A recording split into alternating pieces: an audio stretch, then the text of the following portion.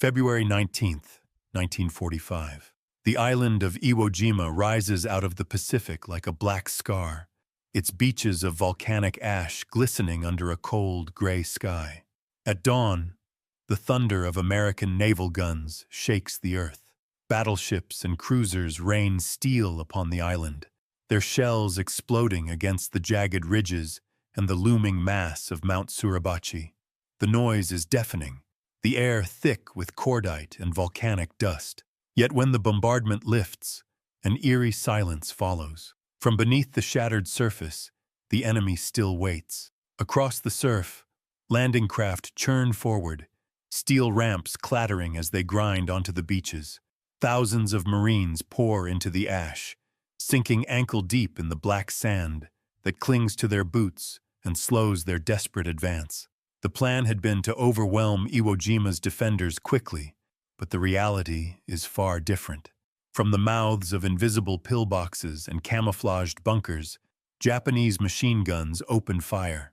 Mortars and artillery shells howl through the haze, striking among the Marines with merciless precision. Men fall, cries of pain lost in the crash of explosions.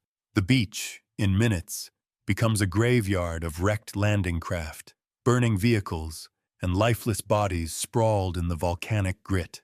The Marines press forward anyway, hugging the ground, crawling from crater to crater. They fire rifles and toss grenades at apertures carved deep into the island's rock, but the defenses do not falter. Every pillbox seems to have another, hidden behind it, linked by tunnels, ready to pour out fire the moment one is silenced. It is warfare unlike anything these men have ever known. An enemy buried in the earth itself, determined to resist until death. And then, from the smoke, comes a new sound. A low, guttural growl of gears and treads grinding forward. It is a Sherman tank, its steel hide scarred from the landing, its gun barrel blackened with soot. But this is no ordinary Sherman. Bolted to its hull is a thickened armored box. Inside it, a pressurized fuel system. Extending from the turret is not a cannon, but a long metal nozzle, capped like the maw of a dragon. The Marines watch as the tank halts before a stubborn pillbox. The nozzle lowers. For a moment, there is silence, then a roar. A jet of liquid fire erupts, surging in a great arc, engulfing the pillbox entrance in a wave of flame. The heat is searing even from a distance. The screams from within cut short as fire devours oxygen, men, and stone alike. The Marines cheer, some in relief, others in awe. For them, salvation has arrived in the form of a terrible new weapon, the M4A3R3 Flamethrower Sherman, nicknamed the Zippo, for the Japanese hidden in their volcanic fortress. It is the beginning of an inferno. On Iwo Jima, a battle already steeped in blood will now descend into fire. The inferno that roared across Iwo Jima in 1945 did not appear overnight. Its roots stretched back nearly 3 decades to another world war fought in the mud of Europe.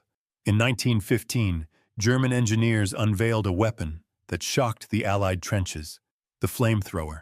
Crude and heavy, it spewed jets of burning oil no more than 30 yards. Its psychological impact was immense. Men fled in terror at the sight of liquid fire, but the weapon had limits. Operators carried fuel tanks strapped to their backs, vulnerable to bullets and shrapnel. They lived short lives, often killed before they reached their target. The weapon inspired fear, but it was never decisive.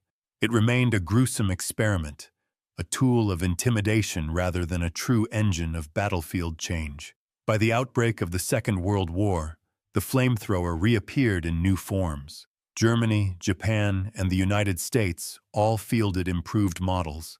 In the Pacific, American Marines used handheld flamethrowers against Japanese bunkers, but the experience was harrowing. The M2 flamethrower weighed over 70 pounds when loaded.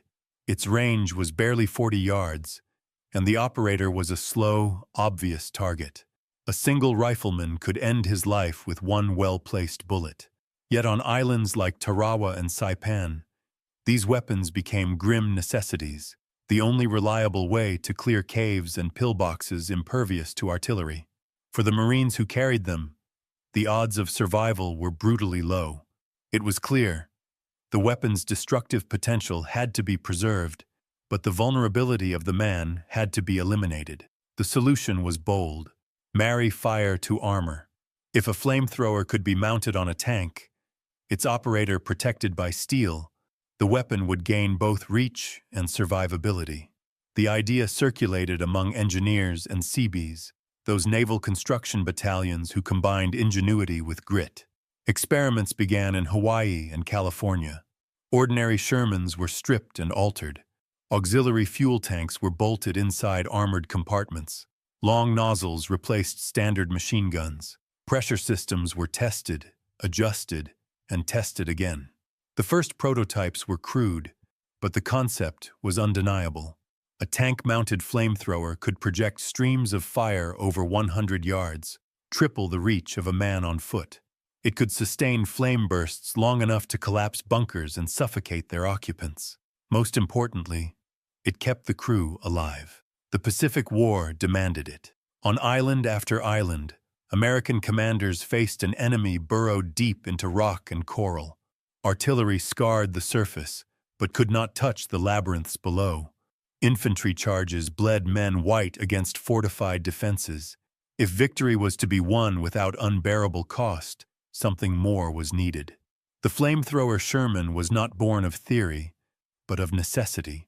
It was conceived in workshops far from the front, perfected through trial and error, and prepared for its ultimate test. A weapon of fire, encased in steel, forged to break the unbreakable. It was the answer to the deadliest question the Pacific posed: how do you destroy an enemy who refuses to surrender? The flamethrower Sherman was not just an invention of battlefield necessity, it was a triumph of industry. America's great advantage in the Second World War was not only the courage of its soldiers, but the power of its factories. In 1942, President Franklin Roosevelt promised to transform the United States into the arsenal of democracy. By 1945, that promise had become a reality. The nation's assembly lines, once devoted to automobiles and farm equipment, now poured out tanks, planes, rifles, and shells in staggering numbers. Among them emerged a new breed of weapon: the flamethrower tank. The backbone of the design was the M4 Sherman, the standard American medium tank. More than 49,000 were built during the war, a number so immense that variants could be adapted for specialized roles without slowing production. The flamethrower conversion became one such role. The M4A3R3 model, nicknamed the Zippo after the famous lighter, was created by modifying standard Shermans with internally mounted flamethrower systems. Instead of relying on external fuel drums, dangerously vulnerable to enemy fire, engineers concealed fuel and pressure tanks within armored compartments, protected by inches of steel. Production was not concentrated in one place. Across America, a web of companies contributed to the effort. Chrysler's Detroit Arsenal tank plant, the largest in the world, turned out Shermans at a pace of one every 30 minutes. Smaller firms, working in concert with the Navy and Marine Corps, adapted these vehicles into flame-spewing monsters. Each completed machine carried a system capable of firing napalm-thickened fuel over 150 yards, with enough capacity for multiple devastating bursts. Where a single Marine with a handheld flamethrower might survive only minutes in combat, the crew of a Sherman Zippo could rain fire across the battlefield again and again. In stark contrast, Japan's war economy was collapsing. Starved of resources by the Allied blockade and crippled by relentless bombing, Japanese factories could not match American output.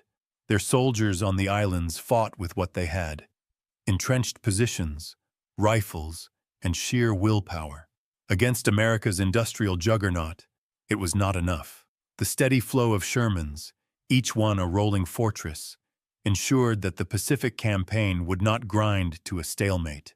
Industry, as much as bravery, would decide the fate of Iwo Jima. By early 1945, the United States had built and shipped dozens of flamethrower Shermans to the Pacific.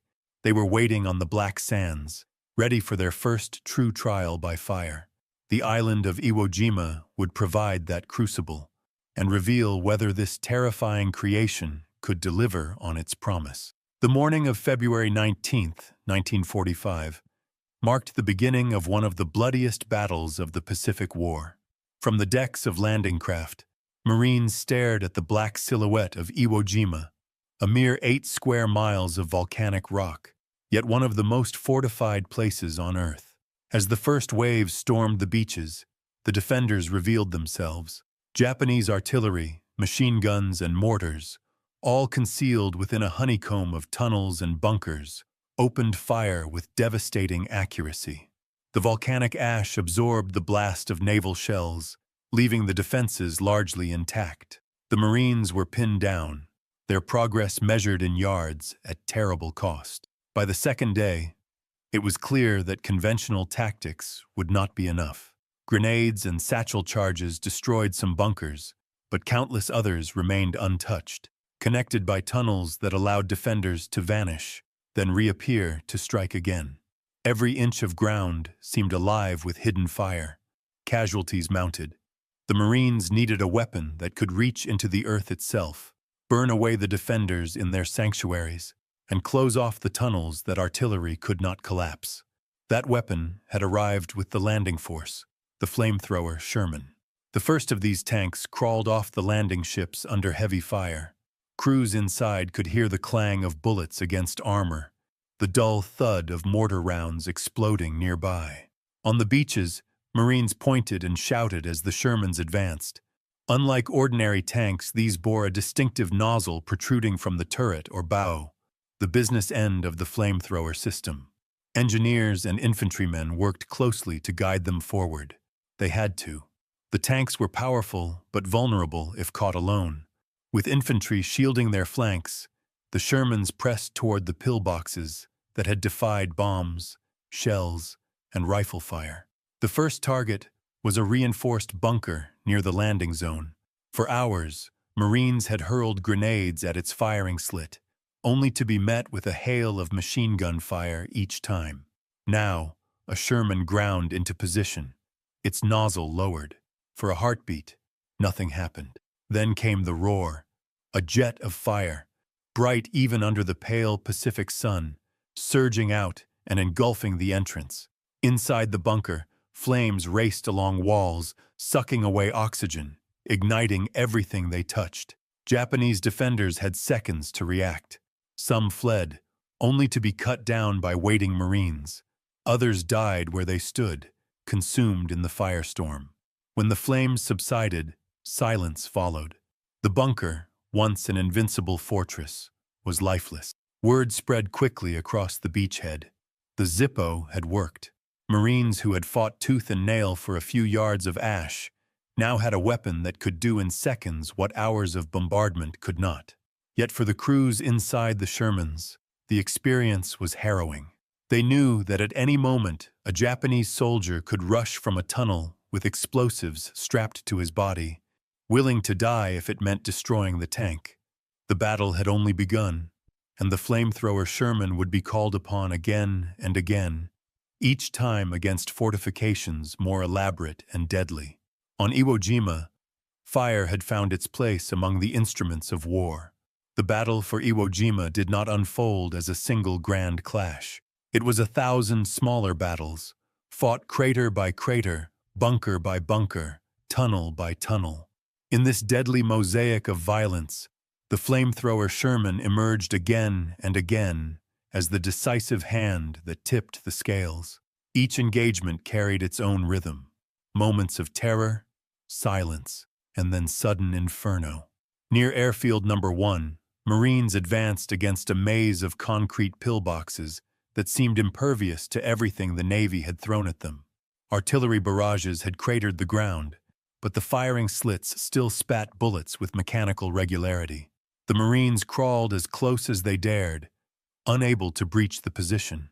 Then, a flamethrower Sherman rumbled into range. The tank stopped short, its nozzle aimed squarely at the embrasure. The first burst missed, flames whipping harmlessly across the black ash. The crew recalibrated, adjusted pressure, and tried again. The second burst found its mark. Fire jetted inside, filling the pillbox in an instant. Ammunition within cooked off, blasting out in a violent explosion.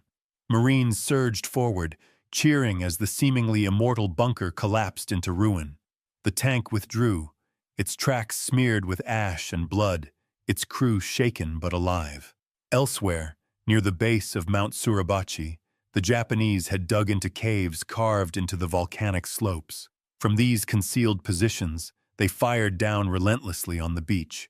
One Sherman, guided by engineers, inched forward toward a cave mouth that had resisted repeated infantry attacks.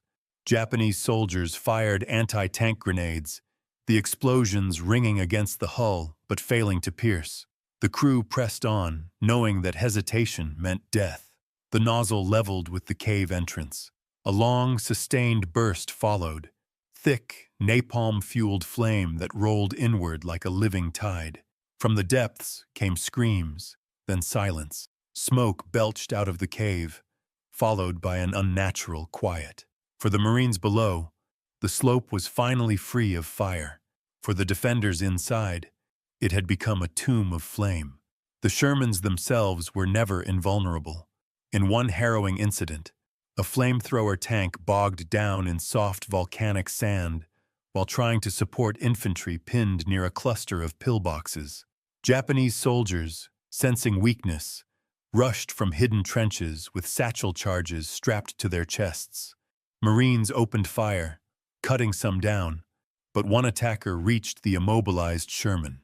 The explosion tore against its side, disabling its treads.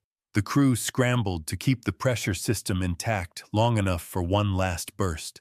The nozzle spat flame, sweeping across the charging enemy, buying precious seconds until infantry could encircle and hold the position.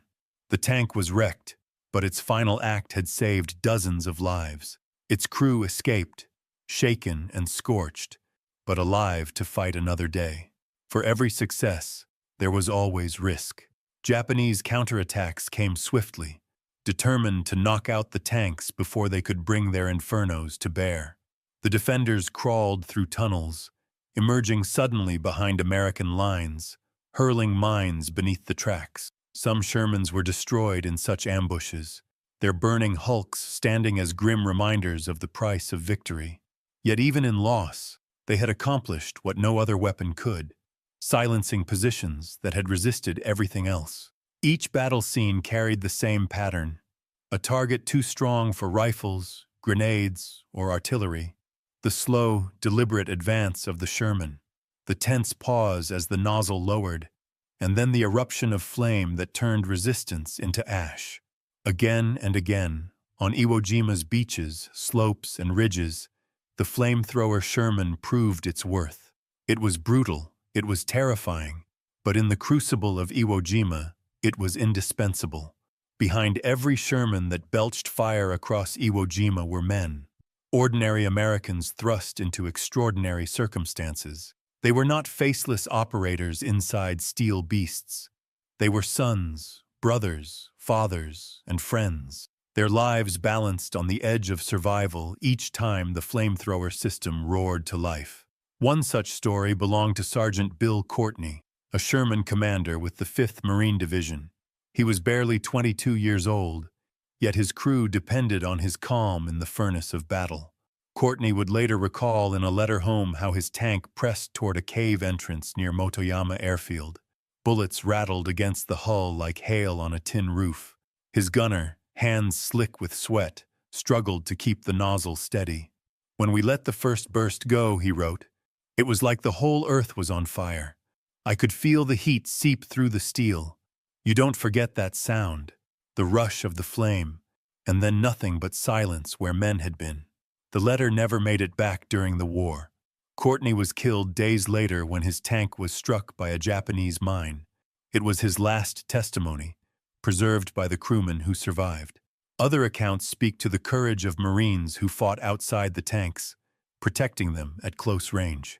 Corporal James Cameron earned the Silver Star when he dashed through open fire to clear Japanese satchel charge bearers closing on a disabled Sherman. Armed only with his rifle and a handful of grenades, he bought the crew precious seconds to restart their system and unleash a burst of flame that broke the assault.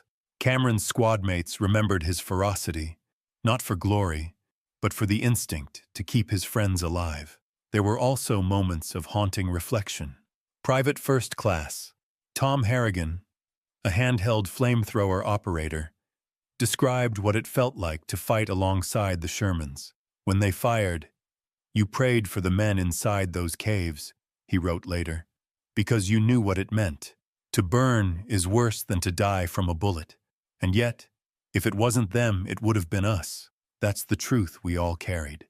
His words reveal the moral burden shouldered by young men, forced to wield a weapon that terrified even its users. The Japanese faced it differently, but human stories remained on both sides. Marines discovered diaries on fallen defenders, some describing the terror of fire in stark simplicity. "We fear not death, but fire." It was a reminder that even the fiercest warriors dreaded the same fate the Shermans brought. Behind the statistics of bunkers destroyed and positions silenced lay the men who drove forward into fire. They were not immune to fear, nor untouched by the weight of what they unleashed, yet they bore it, day after day, in a battle where courage was measured not just in survival, but in the willingness to climb back into the tank and do it all again. For the Japanese defenders of Iwo Jima, the arrival of flamethrower Shermans was nothing short of apocalyptic. They had endured bombardment from sea and sky, shrugged off artillery that shook the island to its core, and fought Marines at point-blank range with rifle, grenade, and bayonet. But fire was different. It reached into their tunnels, stripped them of the protection they had built with months of sweat, and offered no chance for survival. Japanese diaries and post-war accounts reveal the psychological weight of the weapon. One soldier wrote, "Bullets and shells are nothing. We can endure them. But when the fire comes, there is no breath, no escape. The earth itself turns against you." Another described the sensation of heat racing down the tunnels, sucking oxygen from the air before flames ever appeared. Men suffocated in darkness, their last moments spent clawing at the ash as if it could give them air. Commanders recognized the threat and devised desperate countermeasures. Squads armed with satchel charges and magnetic mines were ordered to target the Shermans, even if it meant certain death. These suicide teams would lie in wait within the tunnel system, emerging suddenly when a tank bogged down or overextended. Some succeeded, crippling Shermans and halting advances. Others were cut down before they reached their target, consumed by the very flame they sought to destroy. Inside the bunkers, discipline was absolute. Japanese troops were ordered to remain silent, even as fire raged outside their positions, to avoid betraying hidden entrances. Ventilation shafts were dug in attempts to divert the flames, but the napalm-thickened fuel of the Shermans clung to walls and ceilings, defeating these precautions. For soldiers raised on the Bushido Code, prepared to die for the emperor, fire was the one enemy that broke even hardened resolve. The fear was not only physical, but spiritual. In Shinto tradition, fire was both purifier and destroyer, a force that cleansed but also consumed dishonorably. To die by flame was seen by many as worse than death in combat.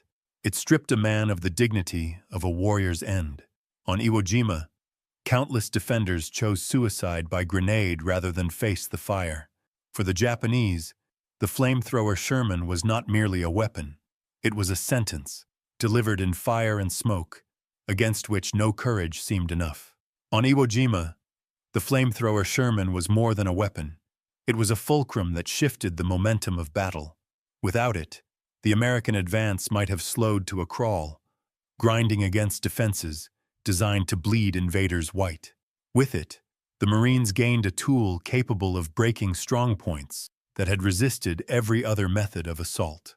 The tactical impact was immediate. Japanese positions that once consumed hours of fighting fell within minutes when a Sherman opened fire. Reports from the front describe networks of bunkers collapsing after successive bursts, their occupants either incinerated or driven into the open where Marines were waiting. A single Sherman could support entire companies of infantry, acting as both shield and spear. Where it rolled, Marines followed, pressing deeper into enemy territory. Casualty rates dropped in those sectors where flamethrower tanks were present, a grim but measurable testament to their value. Strategically, the tanks answered one of the Pacific War's most pressing challenges: how to root out a foe who refused to yield, fighting from beneath the earth. Conventional artillery could flatten the surface, but the labyrinth of tunnels remained untouched. Infantry assaults alone meant ruinous losses. The flamethrower Sherman filled the gap, projecting destruction into the hidden sanctuaries of the Japanese. It transformed fortified strongholds into death traps and allowed the island-hopping campaign to continue without stalling under unbearable costs. Statistics told the story. Of the Japanese garrison, more than 21,000 men, only a few hundred would surrender. The rest fought to the death, many falling to the flame.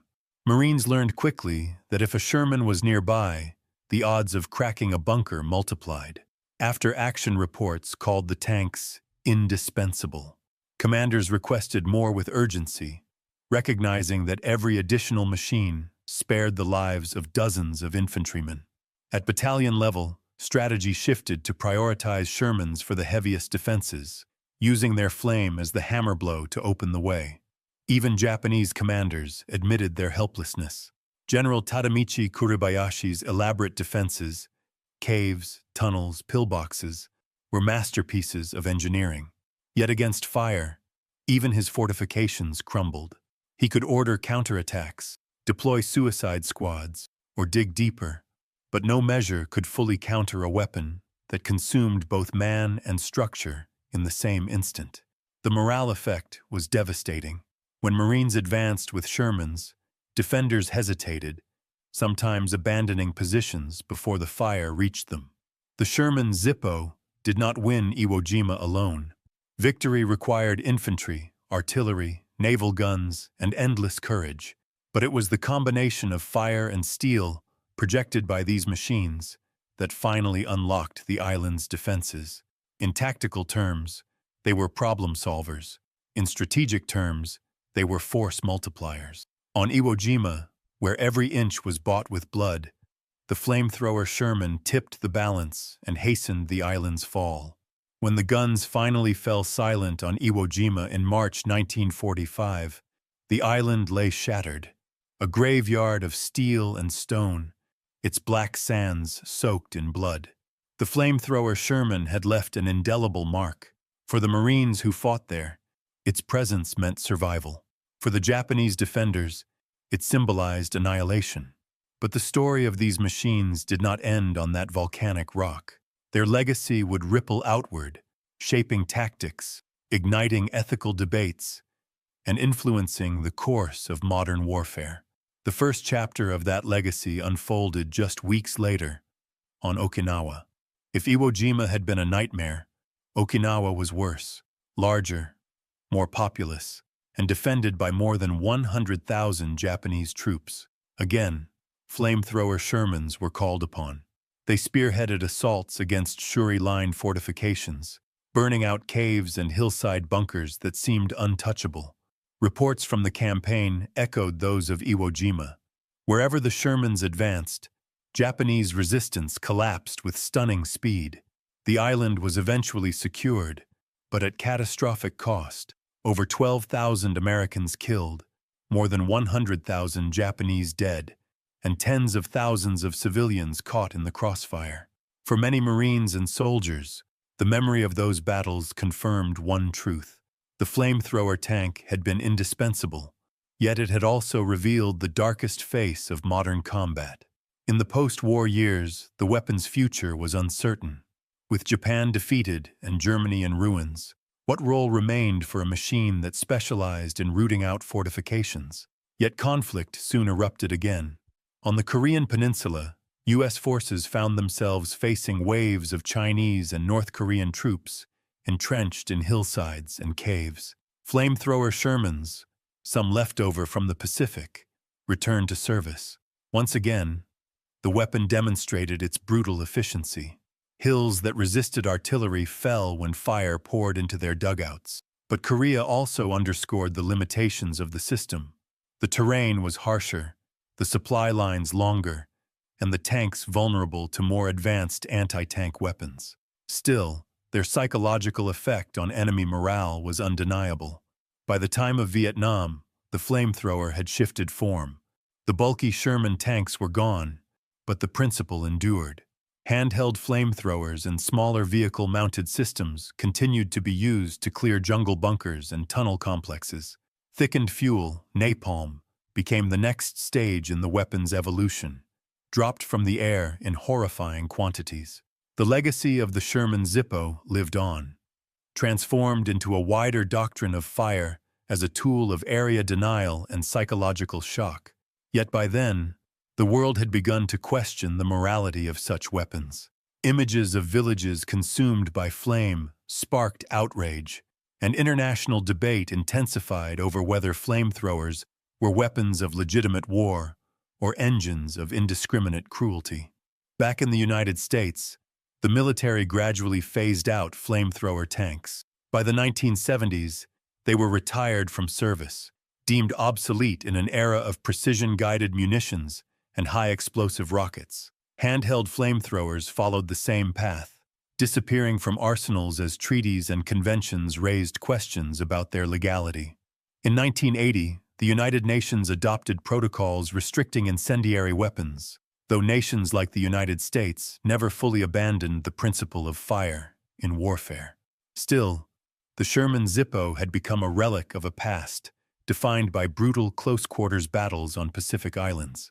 And yet, their memory endures. For Marines who fought at Iwo Jima and Okinawa, the tanks were remembered not as cruel instruments, but as saviors.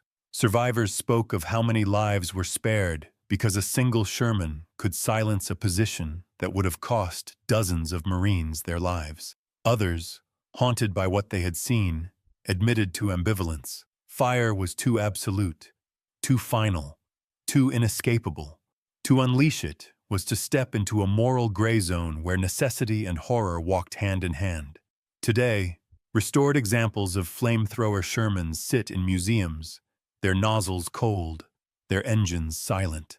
Visitors stare at them with a mixture of fascination and unease. They are reminders of a time when technology bent to the most primal of forces, flame.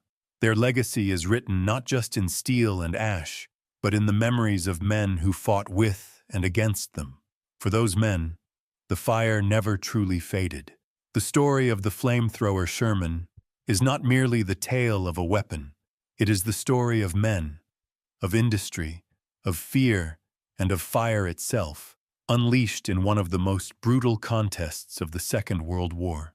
On the black sands of Iwo Jima, where Marines fought inch by inch against an enemy that refused to surrender, technology and human will combined in a desperate struggle. The flamethrower Sherman stood at the intersection of both, a machine born of steel and ingenuity, but dependent on the courage of the crews who drove it forward into the teeth of death. Its fire silenced bunkers, cleared tunnels, and turned fortresses into ruins. It broke the back of defenses that artillery could not crush and infantry could not breach. Yet it also confronted those who used it with questions that linger still. What does it mean to wield fire against another man? To suffocate him in a sealed cave? To consume him in flame? In war, such questions rarely find easy answers. For the Marines on Iwo Jima, the choice was stark: burn or be buried. For the Japanese defenders, the fire was not only a weapon, but a terror that stripped away the possibility of valorous death. Fire consumed honor and flesh alike. And yet, in reflecting upon the legacy of these machines, one truth becomes clear. The victory on Iwo Jima was not won by steel alone. The flamethrower Sherman was a tool, terrifying, effective, but still a tool. It was the men who manned them, the Marines who shielded them, the sailors and workers who built them, who together forged the path to victory. Technology provided the means. Human resolve provided the will. Without both, The flag that rose on Mount Suribachi might never have flown. Today, the image of the flamethrower Sherman reminds us of the uneasy balance between necessity and morality in war. It represents the extremes nations will endure to survive, and the cost borne by those who fight. It is a relic of an age when courage was measured against fire itself, and when victory was carved into the volcanic ash by men who dared to step forward despite the heat, the fear, and the flames. On Iwo Jima, fire was